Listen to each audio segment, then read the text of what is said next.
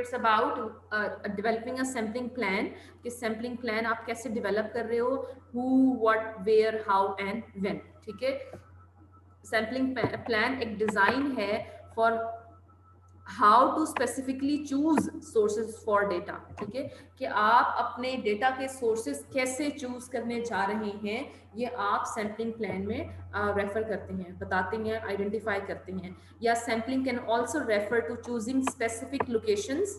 Sampling के अंदर आप ये भी चूज करते हैं कि आपकी स्पेसिफिक लोकेशंस क्या होंगी, टाइम्स ऑफ डेज क्या होंगे, वेरियस इवेंट्स कौन से होंगे, या कौन सी ऐसी एक्टिविटीज हैं जो कि आप ऑब्जर्व करने जा रहे हैं फील्ड वर्क के टाइम में। गुड क्वालिटेटिव रिसर्चर्स क्या होते हैं कि एटलीस्ट वो एंगेज हो इन पर्पसिव सैम्पलिंग। ठीक है, किस लिए पर्पसिव सैम्पलिंग किस तरह से कि पर्पसफुली चूज डेटा। ठीक है, कि वो खास मकसद के तहत क्या कर रहे हैं कि वो हम एक बात कर रहे हैं कि वो हर क्वालिटेटिव रिसर्चर जो होता है, गुड क्वालिटेटिव रिसर्चर एक टाइप ऑफ पर्पसफुल सैम्पलिंग कर रहा होता है। कैसे पर्पसफुल सैम्पलिंग कर रहा होता है कि वो क्या कर रहा होता है कि वो पर्पसफुली किसी खास मकसद के तहत वो उसने जो डेटा होता है, वो जो रिस्पोंडेंट्स होते हैं, सैम्पलिंग सैंपल होता है, उसको चूज किया होता है that fit the parameters of projects, research questions, goals and purposes. ठीक है, अब हम आते हैं डिफरेंट टाइप्स पे।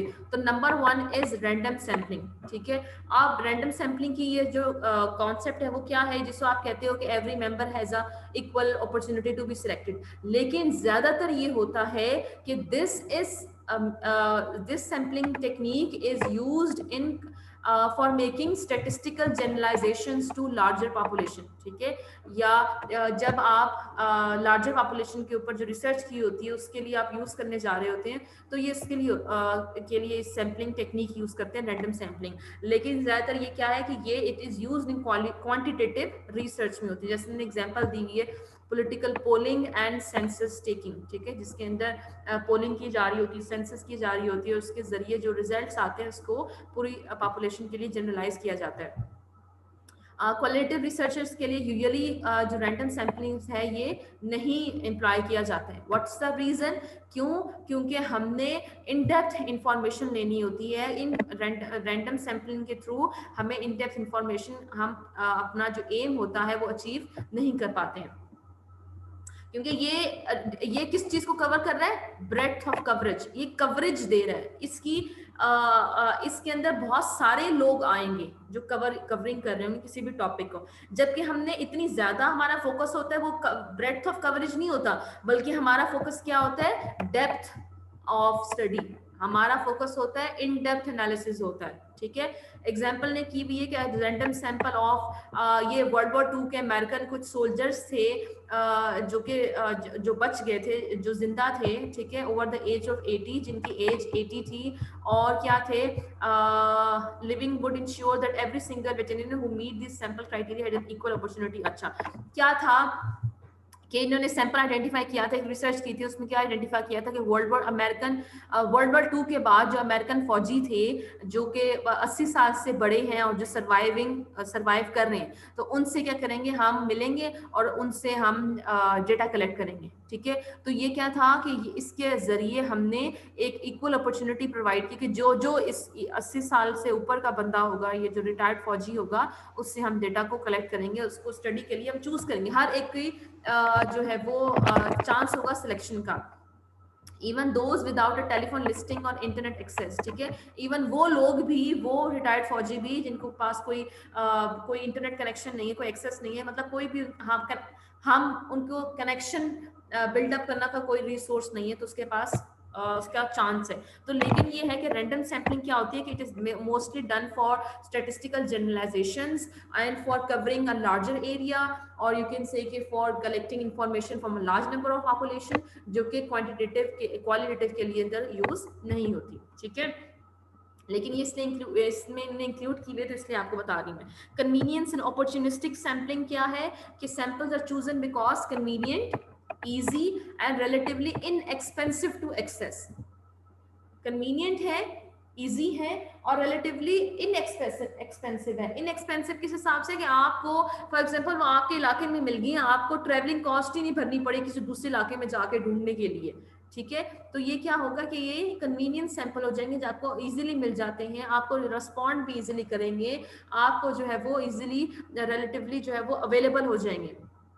Many research studies sample college students for this very reason. Example इन्होंने दी हुई है कि ज्यादातर रिसर्च स्टडीज किसको सैंपल करती हैं, कॉलेज स्टूडेंट्स को, कि कॉलेज स्टूडेंट्स इजीली मिल जाएंगे या यूनिवर्सिटी स्टूडेंट्स है वो इजीली मिल जाएंगे, उनके लिए हमें रिस्पांस जल्दी मिल जाएगा, वो हमें जल्दी जवाब दे देंगे, एक ही एरिया के अंदर मौजूद होंगे, फॉर एग्जाम्पल कॉलेज के अंदर मौजूद होंगे या यूनिवर्सिटी के अंदर मौजूद होंगे, तो हम इजिली उनसे डेटा कलेक्ट कर लेंगे। Most appropriate when priorities are speed and low cost. कब आप कन्वीनियंस सैम्पलिंग की तरफ जाते हो, जब आपके पास टाइम कम होता है, ठीक है, या आपके पास कॉस्ट कम होती है। टाइम कम है कि फॉर एग्जांपल आपके पास इतना वक्त ही नहीं है कि आप मुख्तलिफ यूनिवर्सिटीज में जाके डेटा कलेक्ट करें, तो आप क्या कर लेते हो, आप कन्वीनियंस सैम्पलिंग ये कर देते हो कि आपने सिर्फ एक ही यूनिवर्सिटी को सिलेक्ट कर लिया, राइट, या आपके पास इतने सोर्सेज ही नहीं थे कि आप ट्रेवलिंग की कॉस्ट को फेस भरे कि आप मुख्तलिफ जगहों में जाके वहां से डेटा कर सकें। एग्जाम्पल ने दी हुई है, रिसर्चर एग्जामिनिंग फ्रेंडशिप नीड्स, ठीक है, फ्रेंडशिप, और किसको एग्जामिन कर रहा था, फ्रेंडशिप को एग्जामिन कर रहा था।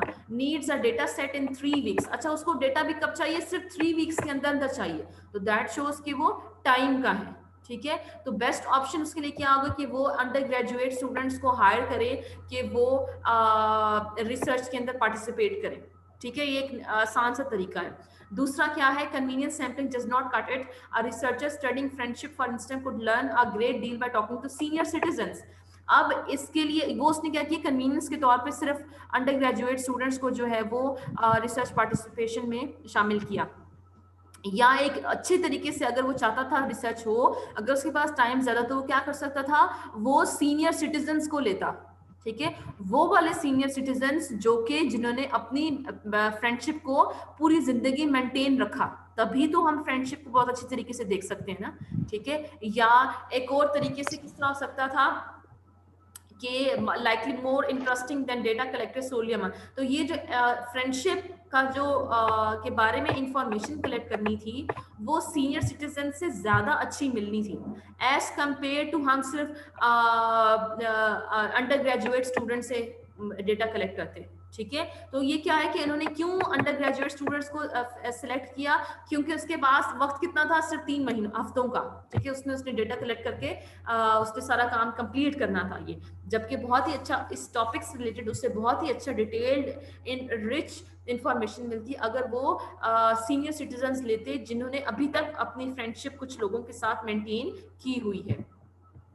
मैक्सिमम वेरिएशन सैंपल्स एक और टेक्निक है, ठीक है, दिस इज थर्ड वन, जिसके अंदर क्या है, in which researcher access a wider range of data और participants who will represent wide variation of phenomena under study, ठीक है, कि वो क्या करेगा कि एक्सेस करेगा मुख्तलिफ पार्टिसिपेंट्स को, बहुत सारे पार्टिसिपेंट्स को जो कि किसी फिनोमेना के अंदर चेंजेस आ रही हैं, किसी फिनोमेना के अंदर कोई तब्दीली आ रही है, उस तब्दीली को आइडेंटिफाई करने के लिए होगा, ठीक है। जैसे हमने कहा है कि एग्जाम्पल दी हुई है, अब एग्जाम्पल क्या थी कि ये स्ट्रेटजी यूज की थी फॉस एंड एडसन ने 1989 में। अब वो उनकी स्टडी क्या थी, women's choices about changing their names after marriage। अब टॉपिक क्या है, चेंजिंग नेम्स। अब चेंजिंग नेम्स ये हो सकता है कि वो अपना नेम कंप्लीटली चूज करें, नया रख लें, ये जब तो चेंजिंग नेम में आता है ना। कुछ खवातीन वो हो सकती हैं जो कि अपना नेम कंप्लीटली चेंज कर ले, पूरा नाम, या कुछ खवातीन ऐसी होती हैं जो कि अपने नाम के साथ हस्बैंड का नाम लगाएं, या कुछ खवातीन वो हो सकती हैं जो कि इसके कंट्राडिक्टरी जा रही हों, कौन सी, जो कि नाम चेंज ना करें बल्कि अपना नाम वही रखें जो उनके बर्थ नेम्स हैं। तो हमें क्या पता चल रहा है कि इस इशू के अंदर, इस फिनोमेना ऑफ स्टडी जो है, इसमें वेरिएशंस हैं, डिफरेंसेस है, मुख्तलिफ इसके अंदर वेरिएशंस आ रही हैं। तो इसलिए हमने क्या लिया, वाइड रेंज ऑफ डेटा और पार्टिसिपेंट्स हमने लिए। तो इसने क्या किया कि जो रिसर्च बताई थी, इसने रिक्रूट किया 3 ग्रुप्स ऑफ वुमेन। कौन कौन सी, 1 included women who adopted their husbands name, group 2 they kept their birth names, and group 3 they chose new names। तो ये शो कर रहा है कि ये जो आपने टॉपिक सिलेक्ट किया था, changing their names after marriage, ठीक है, वुमेन चॉइसेस इस कैटेगरी के अंदर, इस फिनोमिना के अंदर थोड़ी सी चेंजिंग है, वेरिएशंस है। ठीक है, किस तरह से वेरिएशंस हैं कि कुछ चेंज कर सकती हैं। चेंज कैसे करेंगी, या तो हस्बैंड का नाम लगा देंगी या तो अपना कंप्लीटली नेम चेंज करेंगी। तो ये वेरिएशन आ गई है ना, तो इसलिए इस वेरिएशन की बेसिस पे क्या करेंगे, this access a wide range of data और wide range of participants. Sample variation was necessary for illustrating the complex nature of post-marital naming decision. ये हमने वेरिएशन किस लिए की है, क्योंकि ये बहुत ही कॉम्प्लेक्स फिनोमेना है, एक कॉम्प्लेक्स नेचर थी किसमें, पोस्ट मैरिटल नेमिंग डिसीजन की। अब एक ने डिसाइड ये कि हस्बैंड का नाम लगा रही है, एक ने डिसाइड ये कि वो नाम बिल्कुल भी चेंज नहीं करेगी, एक ने ये डिसाइड किया कि वो अपना बिल्कुल ही कंप्लीटली न्यू नेम रखेगी ना, क्योंकि ज्यादातर पहले फादर के नेम होते हैं। अगर हम फॉर एग्जांपल अगर हम पाकिस्तान की बात करते हैं तो या तो फादर का नेम होता है, या आप ये कह सकते हो कि even you can take the example of, मुझे ये भी पता चली है, मैंने ये भी ऑब्जर्व किया कि कुछ लोगों का जो फीमेल के नाम है ना, वो सिर्फ उनका फर्स्ट नेम रखा जाता है, ठीक है, सेकंड नेम उनका नहीं रखा जाता। जैसे अगर मेरा नाम सिद्रा है, या मेरी एक फ्रेंड होती थी हिना, ठीक है, हम उसे पूछते तुम्हारा नाम क्या है, पूरा नाम बताना, कहती थी सिर्फ जस्ट हिना, मतलब सिर्फ हिना है। मैंने कहा क्यों नहीं रखा तुम्हारे अब्बू ने पूरा नाम, अब अब्बू का नाम क्यों नहीं साथ लगवाया हुआ? तो कहती है अब्बू ने ये कहा था कि जब बाद में शादी के बाद नेम तब्दील ही हो जाना है तो इससे अच्छा है कि हिना ही रखो और बाद में फिर हस्बैंड का नाम साथ लगवा लेना। तो ये भी तो एक नया क्राइटेरिया आ गया ना, कि जिन्होंने बिफोर मैरिज उनका नाम फर्स्ट नेम था, उनका सेकंड नेम नहीं था, तो वो क्या हुआ, ये भी अगर हम ऐड करेंगे तो ये भी एक वेरिएशन आ जाएगी। तो क्या शो कर रहा है कि हमारा जो टॉपिक ऑफ स्टडी है उसके अंदर वेरिएशन आती है, तो उस वेरिएशन की वजह से हमारे जो ग्रुप हैं, जो पार्टिसिपेंट्स हैं, हम वो डिफरेंट यूज करते हैं। Snowball sampling, as all of you already know, कि जिसके अंदर हम क्या करते हैं, हम कोशिश कर रहे होते हैं डिफिकल्ट टू एक्सेस या हिडन पॉपुलेशन को। ठीक है, ये किस तरह की, ये एक स्नोबॉल की तरह ही एग्जांपल है कि बर्फ का गोला होता है, अगर आप उसको मजीद बर्फ पे डालो तो और बर्फ पकड़ के बहुत बड़ा हो जाता है, ठीक है, और फैल जाता है। इसी तरह से स्नोबॉल सैम्पलिंग में होता है कि आप शुरू में कुछ पार्टिसिपेंट्स को आइडेंटिफाई कर लेते हैं, वो फिर आपको हेल्प आउट कर रहे होते हैं, आगे चेन रेफरेंस के थ्रू आपको मजीद उसी से रिलेटेड उन्हीं क्राइटेरिया पे पूरा करने वाले मजीद सैंपल्स तक एक्सेस दे देते हैं या आपको बता देते हैं। It began bye identifying several participants जो इस क्राइटेरिया पे फुल कर रहे हैं, और फिर आप इन लोगों से पूछते हैं, कि अगर आपके फैमिली में बंदा है जो इसी चीज को एक्सपीरियंस करा तो बता दो, कोई दोस्त है, कोई कोलीग है तो मुझे बता दो ताकि हम उससे डेटा लें। लेकिन एक इसका नुकसान क्या है, one downside is what, can quickly skew to one type of group, one type of circle और one type of having demographic characteristics. जैसे अगर मैं किसी बंदे से इंफॉर्मेशन ले रही हूँ तो जाहिर सी बात है उसके कॉन्टेक्स्ट, उसी डेमोग्राफी, उसकी कल्चर, उसकी लैंग्वेज, उसके उसी सर्कल के तरह के लोगों के साथ होंगे, ठीक है, उसका लिंक, क्योंकि हर एक का लिंक ज्यादातर उन्हीं लोगों के साथ होता है जो कि उसी की डेमोग्राफिक कैरेक्टरिस्टिक्स को फुल कर रहे होंगे। अगर वो मिडिल क्लास का होगा तो हो सकता है वो एक और मिडिल क्लास के ही बंदे को रेफर करे, वो भी आगे फिर फर्दर, मतलब हमारे पास डेटा सिर्फ उस फिनोमेना के बारे में सिर्फ मिडिल क्लास के थ्रू आ जाएगा, अपर क्लास ना, अपर क्लास का हमें कोई सैंपल मिला ना, हमें लोअर क्लास का सैंपल मिला। तो ये एक इसका डाउन साइड है, नुकसान है कि इसके जरिए से हमें सिर्फ एक ही तरह के लोग मिल सकते हैं, एक ही तरह की डेमोग्राफिक कैरेक्टरिस्टिक्स के लोग मिल सकते हैं, क्योंकि पार्टिसिपेंट्स क्या करते हैं, tend to suggest others who are similar to themselves. Sometime जो स्नोबॉलिंग सैम्पलिंग है वो quickly get out of control, के पोटेंशियल सोल्यूशन क्या, to recruit a handful of participants, ठीक है, कुछ पार्टिसिपेंट्स को आप रिक्रूट करें who represent a maximum variation, जो मुख्तलिफ वेरिएशन को रिप्रेजेंट कर रही है। मतलब अगर आपने एक मिडिल क्लास से लिया है तो आप लोअर से भी लें, आप अपर से भी लें, आप एक जो है वो हर क्लास से लें, फिर वो हर क्लास फिर अपने स्टेटस, अपने कैरेक्टरिस्टिक्स की बेसिस पे फिर सिमिलर लोगों को रेफर कर सकेगी, ठीक है। फिर आप क्या करें, generally and to generate several smaller snowballs from that diverse initial sample. आपने शुरू में इनिशियल सैंपल बनाया था जो कि बहुत मुख्तलिफ था, डाइवर्स था, ठीक है, फिर उसमें से आप स्मॉलर स्नोबॉल्स ले लें और उनको फिर कहें कि वो आगे में फर्दर जो है वो रेफर करें, ठीक है। Next one is, this is fifth one, which is theoretical construct samples, ठीक है, it that recruit participants to collect data because these meet certain theoretical characteristics of conceptual framework, कि आपने कोई सैंपल को इसलिए सिलेक्ट किया है क्योंकि वो आपके पर्टिकुलर थ्योरेटिकल करेक्टरिस्टिक्स या कंसेप्चुअल फ्रेमवर्क को फुलफिल कर रही हैं। आपके उस जो थ्योरी आपने लगाई थी उस थ्योरी को वो क्या कर रहे हैं, वो आप कह सकते हो कि थ्योरी को डिपिक्ट कर रहे हैं। ठीक है, एग्जांपल ने दी हुई है, एशफोर्ड एंड ट्रेनर ने एक थ्योरेटिकल कंस्ट्रक्ट था उसका डर्टी वर्क। ये थ्योरेटिकली इसने ये कंस्ट्रक्ट था उसका डर्टी वर्क। अब इस डर्टी वर्क में उसने 3 types of dirty work include किए, physical dirty work, social dirty work, moral dirty work. ठीक है, फिजिकल कौन सा डर्टी वर्क उसने स्पेसिफाई कर दिया। अब इसे 3 कैटेगरीज बना दी, जो फिजिकली किसी डर्टी वर्क में इन्वॉल्व है,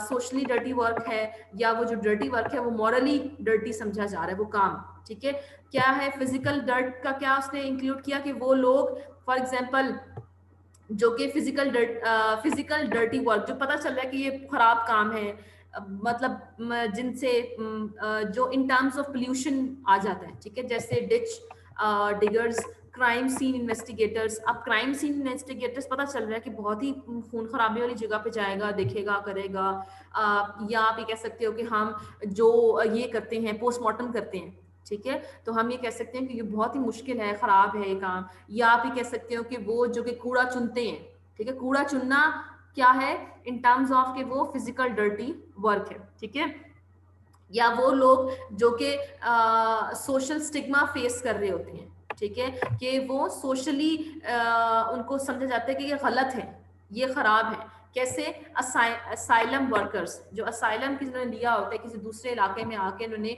पनाह ली होती है, तो उनको सोशली स्टिग्मा उनके साथ अटैच होता है। या कुछ लोग कैटेगरी मॉरली बताया कि मॉरल करेक्टरिस्टिक्स के बेसिस पे अगर कोई गलत काम कर रही हैं तो वो डर्टी वर्क में आ रहा है। ठीक है, तो इसने क्या किया, अब ये जो डर्टी वर्क की उसने कैरेक्टराइजेशन कर दी थी, इसने डिवीजन कर दी थी, इसने इसको हेल्प आउट किया कि किस तरह के लोगों को ये शामिल करें। तो इसने किस तरह किया, अपने थ्योरेटिकल कंस्ट्रक्ट, अपने जो थ्योरेटिकल टाइटल था, टॉपिक था, कंस्ट्रक्ट था, उसकी बेसिस पे उसने आइडेंटिफाई किया।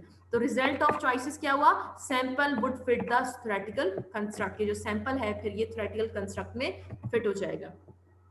ये अप्रोप्रिएट होता है आपका पार्टिसिपेंट ऑब्जर्वेशन डेटा के लिए भी।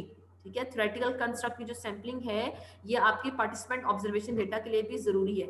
एग्जाम्पल ये है, एक वेबसाइट है कि एक एप्लीकेशन है, तो ये लोगों को यू कैन से के हेल्थ के से रिलेटेड उनको इंसेंटिव्स देते हैं, हेल्थ से रिलेटेड उनको गाइडेंस दे रहे होते हैं या इंस्ट्रक्ट कर रहे होते हैं।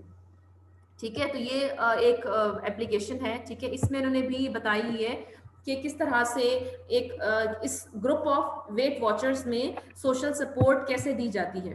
ठीक है, या आप ऐसा करें, इस एग्जांपल को निकाल दें क्योंकि ये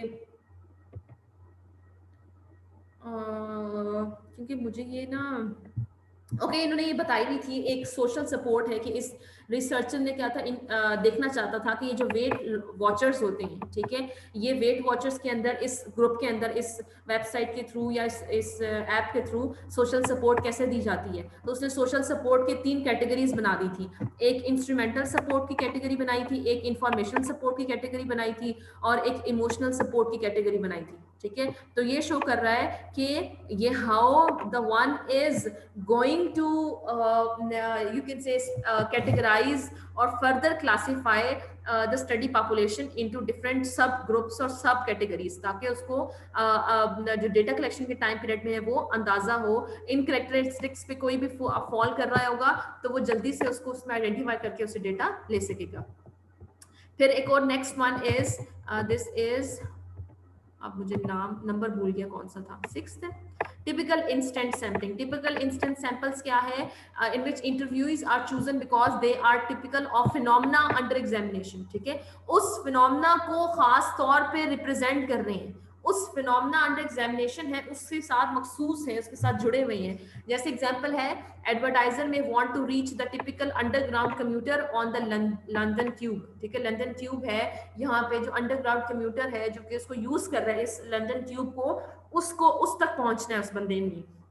ठीक है, तो वो क्या करेगा कि वो उन लोगों तक जाएगा कम्यूटर्स की सर्च करेगा, उनकी डेमोग्राफिक कैरेक्टरिस्टिक्स को जो कि इस ट्यूब को यूज करते हैं कैसे, उनकी एज देखेगा, उनकी जेंडर आइडेंटिफाई करेगा, ethnicity, average minutes travelled per day, ठीक है। फिर उसने पहले आइडेंटिफाई कर लेगा ना कि मुझे इस एज का, इस जेंडर का, इस एथनिसिटी का, इस इतने मिनट्स एवरेज वो उस जगह से गुजरता हो, मतलब कि अगर कहते हैं कि वो 40 मिनट्स लगाता है, ठीक है, ट्रेवल करता है, तो हम सिर्फ वही इंडिविजुअल जो कि इस कैरेक्टरिस्टिक्स पे पूरा उतर रहा होगा टिपिकल इंस्टेंस पे, तो वो भी इसी को फिर इस टिपिकल कैटेगरीज के लिए उसको फिर चूज करेगा। Next is extreme instance sampling. क्या है? Some researchers purposefully sample data that are rare, unique, odd and deviant. अब ये क्या शो कर रहा है? एक्सट्रीम है। हम जैसे ये बात करते हैं कि हम कहते हैं कि हमने ड्रग ट्रैफिकर्स को लेना है, तो दैट शोज कि ये बहुत ही एक्सट्रीम केस है आपके पास, ये बहुत ही एक्सट्रीम एक सोर्स ऑफ एक्सट्रीम पार्टिसिपेंट्स हैं जिनको आपने किस तरह से एक्सेस करना है, ठीक है। बहुत ही ऑड है, ये ऑड है, रेयर है, ठीक है। आपको ये डेविएंट है जो कि आपको बहुत मुश्किल से मिलते हैं, या जो ड्रग यूजर्स होंगे वो लोग। इसने एग्जांपल दी है कि scholars interested in happiness may choose to interview people who are specially resilient, energetic and long living, ठीक है। अगर उसने हैप्पीनेस को आइडेंटिफाई किया है तो वो किन लोगों से इंटरव्यू लेगा? जो कि किसी भी डिफिकल्ट सिचुएशन को बहुत अच्छे तरीके से हैंडल कर सकते हैं, उसको डील कर सकते हैं, एनर्जेटिक हैं और लॉन्ग लिविंग है। या कुछ लोग अगर क्राइसिस के ऊपर रिसर्च करना चाहते हैं तो वो क्या एग्जामिन करेंगे? कोई ट्रेजिक डिजास्टर्स को। जैसे हम ये बात करते हैं कि अगर पाकिस्तान के अंदर लोग इस क्राइसिस रिलेटेड कोई बंदा रिसर्च करना चाहता है तो वो किसको लेगा? वो 2005 के अर्थक्वेक जो बालाकोट में आया, 2005 में था ना, 5 में 8 अक्टूबर 2005 था ना, अब मुझे ईयर भूल गए, जो कि जिसमें कश्मीर, यस मैम 2005 था, 2005 8 अक्टूबर 2005 ओके। तो उसके अंदर बहुत ज्यादा डिजास्टर आया था, ठीक है। तो हमने क्या किया, एक एक्सट्रीम केस हमने ले लिए और वहां पे हमने क्या आइडेंटिफाई करने कि सिर्फ वो लोग जो कि जिनके घर डिस्ट्रॉय हुए थे उसमें, तो हमने पर्पसफुली क्या एग्जामिन कर रहे हैं? कोई ट्रेजिक डिजास्टर को, specially appropriate for research on crimes, communication problems, extreme acts of altruism और heroism और other rare phenomena के लिए। तो वो कौन सी सैम्पलिंग कहलाती है आपकी? वो एक्सट्रीम इंस्टेंस सैम्पलिंग कहलाती है। It can be quite valuable and interesting. Should keep in mind that this type of sampling can take significant time and effort. अब इन extreme cases से contact करना बहुत मुश्किल है ना। अब drug traffickers या अब human traffickers, अब ये तो बहुत ही deviant, बहुत ही odd किस्म का topic हो जाएगा। अब human traffickers कैसे मिलेंगे आपको? या जो you can take the example of जो कि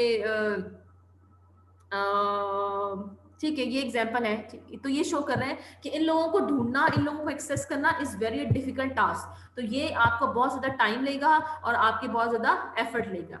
Finding and even knowing what equates with extreme requires first gathering and then sorting through a lot of typical data, ठीक है। पहले आप एक डेटा आपके पास मौजूद होता है, उसको आप फर्दर रिफाइन करते हैं। जाहिर सी बात है, आपने नेचुरल डिजास्टर कोई फिनोमेना आइडेंटिफाई किया था। नेचुरल डिजास्टर आइडेंटिफाई करने के बाद आपने क्या किया कि एक टाइम पीरियड आइडेंटिफाई किया 2005 फीमेल्स जिनके होम्स डिस्ट्रॉय हुए। तो ये शो कर रहा है कि आपके ये एक्सट्रीम केसेस हैं जिसको आपने डेटा आपके पास जो मौजूद था उसमें से निकाला है।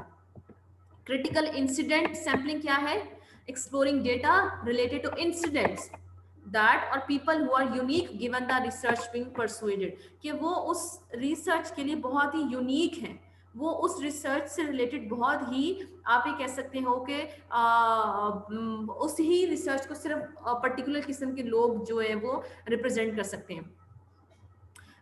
Focus on specific critical incidents like renowned sociologist Dennis Melati who studies social behavior in chaos, ठीक है। अब chaos की कौन सिचुएशन है? आप ये कह सकते हो अफरा तफरी की हालत, अफरा तफरी की उसने क्या स्टडी करना चाह रहा था कि अफरा तफरी की सिचुएशन में एक जो सोशल बिहेवियर है वो लोगों का कैसे होता है। तो उसने chaos के लिए किस को उसने स्टडी किया? उसने लिया नेचुरल डिजास्टर को, और नेचुरल डिजास्टर उसने कौन सा लिया? लोमा प्रीटा में एक अर्थक्वेक आया था, ठीक है, इन कैलिफोर्निया में। तो उसने आइडेंटिफाई किया क्रिटिकल इंसिडेंट सैम्पलिंग, ठीक है, जिन्होंने फोकस करते हैं कोई क्रिटिकल इंसिडेंट्स को जिसके थ्रू वो इंफॉर्मेशन लेना चाह रहे होंगे। अच्छा, the data obtained may not necessarily represent the extreme conduct or behavior of an issue, but they are interesting because their rarity. अब यहाँ पे इस सैंपल को डेटा क्यों कलेक्ट किया जाता है, क्योंकि ये जो इशू था, ये जो फिनोमेना था, ये रेयर था, बहुत कम हुआ। जैसे लोमा प्रिटा अर्थक्वेक आया कैलिफोर्निया में, ठीक है, ये रेयर था। या strategic connection to a larger argument, कि जो लार्जर आर्गुमेंट ये था कि social behaviour in chaos produced by natural disaster, ये लार्जर आर्गुमेंट था। इस लार्जर आर्गुमेंट के साथ ये बहुत ही ज्यादा लिंक कर रहा था, ठीक है। ये क्रिटिकल इंसिडेंट सैम्पलिंग है। तो ये सैम्पलिंग प्लान है जो आपने देखे, random, convenience, maximum, snowball, theoretical, typical, extreme, critical, ठीक है। ये कौन से देख रहे हैं, जो कि रेयर है, under studied, strategically bound to an argument at hand, ठीक है। ये टिपिकल इंस्टेंस कौन से होते हैं, ज्यादातर रूटीन, एवरेज और टिपिकल होते हैं। ओके, अब नाउ वी आर दिस के how many interviews are enough, ठीक है, कितने करने हैं, कितने करना जरूरी है। तो जनरलाइज करना कहते हैं कि बहुत ही मुश्किल है, इंपॉर्टेंट होता है। एक तो ये आइडेंटिफाई करने के लिए, ये सैम्पलिंग साइज आप स्टैटिस्टिकली जनरलाइज करते हो, ज्यादा स्टैटिस्टिकल जब आपके काम होता है। लेकिन क्वालिटेटिव रिसर्च के अंदर आपका फोकस क्या होता है, क्वालिटी होता है रेदर देन क्वांटिटी। और ये किस पे डिपेंड कर रहा था, आपका डिसीजन कि आपने कितना सैंपल लेना है, आपके आपके कोर्स या जो आपके रिसर्च है उसके गोल्स क्या हैं, और कितना टाइम आपके पास मौजूद है, टाइम कंस्ट्रेंट्स। जैसे ऊपर हमने एग्जांपल देखी थी कि एक बंदे ने रिसर्च करनी थी फ्रेंडशिप के ऊपर, तो उसके पास सिर्फ 3 वीक्स थे। दैट शोज करें टाइम कंस्ट्रेंट्स। या अगर आप अपनी रिसर्च करें, स्टडी करें, आप एमफिल का थीसिस करेंगे, तो आपके पास ये टाइम कंस्ट्रेंट आएगा। आप सेकंड सेमेस्टर खत्म हो गया, आपके पास ये टाइम कंस्ट्रेंट आ सकते हैं कि आपके पास सिर्फ एक ही सेमेस्टर, सिर्फ 6 महीने आपने इसमें अपनी डेटा कलेक्शन कंप्लीट करनी है, ठीक है। तो आप ऐसा फिर उस तरीके से इंटरव्यूज लेंगे, उतने इंटरव्यूज लेंगे जो कि आपके इसके लिए फिर बेनिफिशियल होंगे, ठीक है। हाउ मैनी किस पे डिपेंड कर रहा, richness of data gather from other sources, budget, timeline और एक्सेस टू सॉफ्टवेयर और रिसर्च हेल्प, ठीक है। कितना आपको हेल्प मिल सकती है, ट्रांसक्राइब करने में कितना टाइम आपको लगेगा, एनालाइज करने में कितना टाइम लगेगा। 6 महीने आपके पास है, फॉर एग्जांपल आपने इसमें अपना थीसिस कंप्लीट करके जमा करवाना है 6 महीने, तो अब आप जिन 6 महीनों में जाहिर सी बात है आपने डेटा, आपने इंटरव्यू गाइड बनानी है, आपने रिस्पोंडेंट्स को ढूंढना है, एक्सेस करना है, इंटरव्यू लेना है, उसके बाद उस इंटरव्यू को आपने ऑर्गेनाइज करना है, एनालाइज उसको ट्रांसक्राइब करना है, एनालाइज करना है, फिर डिस्कशन करनी है, फिर आपने अपना रेफरेंसेस कंप्लीट करने हैं, आपने कंप्लीट उसको डॉक्यूमेंट की फॉर्म में बनाना है और फिर सबमिट कराना है। ये तो बहुत ज्यादा टाइम है ना। तो ये शो कर रहा है कि डिपेंड कर रहा है आपके कोर्स के स्पेसिफिक गोल्स और टाइम कंस्ट्रेंट्स पे। Interviewing is know small task, कोई आसान काम ये नहीं है, ठीक है। मैम जी मैम सैचुरेशन पॉइंट पे भी तो डिपेंड करेगा कि हम यहाँ पे है, उसके ऊपर आ रहा है, ठीक है। ओके मैम, ठीक है।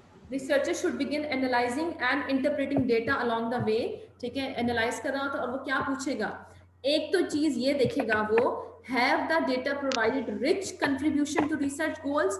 जब वो डेटा को एनालाइज कर रहा होगा तो तब वो ये देखेगा कि क्या जो मेरा डेटा है वो मेरे रिसर्च गोल्स को अच्छे तरीके से कंट्रीब्यूट कर रहा है, नहीं। अगर नहीं, अगर उसके रिसर्च गोल्स को फुलफिल उसका डेटा नहीं कर रहा, तो what he will do, he will you can say और डेटा जो कलेक्ट करें, okay, that's not, then more interviews are warranted, ठीक है।